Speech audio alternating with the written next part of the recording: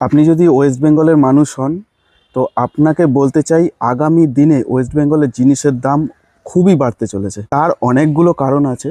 তার মধ্যে সবচেয়ে মেন যে কারণটা সেটা হলো যে আমাদের রাজ্যে এই ভাতাগুলো দিচ্ছে, এক লক্ষ্মীর ভাণ্ডার, বিধবা ভাতা, হ্যান ত্যান, এত ভাতা কেন দিতে হচ্ছে সরকারকে? কোনোদিন এই প্রশ্নটা তো আমরা করিনি। দ্বিতীয়ত, ভাতা আসছে কোথার থেকে?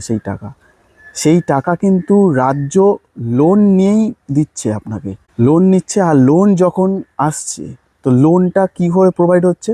মানে আমাদের দেশ ওয়ার্ল্ড ব্যাংক থেকে লোন নিচ্ছে, ওয়ার্ল্ড ব্যাংক থেকেও নিতে পারে বা দেশ নিজেও ছাপতে পারে। তো টাকা কোনো না কোনোভাবে ছাপা হচ্ছে এক্সট্রা।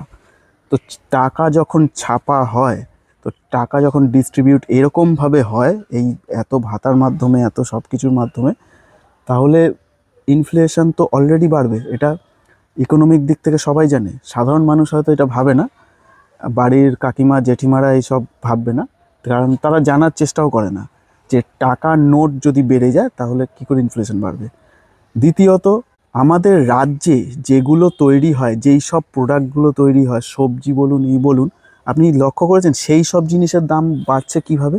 আপনার রাজ্যের মন্ত্রীরা হয়তো বলতে পারে যে এই রাজ্যে এই বাড়ছে, এই সিলিন্ডারের দাম বাড়িয়ে দিল, সিলিন্ডারে 50 টাকা বেড়ে গেছে, সব সেই নিয়ে খুব বাড়ছে। কিন্তু কখনো এটা আপনার চোখে পড়াবেই না, বা আপনি হয়তো বাজারে গিয়ে মানে লক্ষ্য করেছেন যে রাজ্যে হওয়া যে জিনিসগুলো সেইগুলো কিন্তু আস্তে আস্তে বাড়ছে। কিছু কিছু মানুষ তো এটাও জানে না যে কোন জিনিসটা রাজ্যে হয়, কোন জিনিসটা রাজ্যের বাইরে হয়। মানুষ সেটাতেও মানে সেন্ট্রালেরই দোষ দেখে, মানে যারা আর কি রাজ্যের নেতাদের অন্ধভক্ত।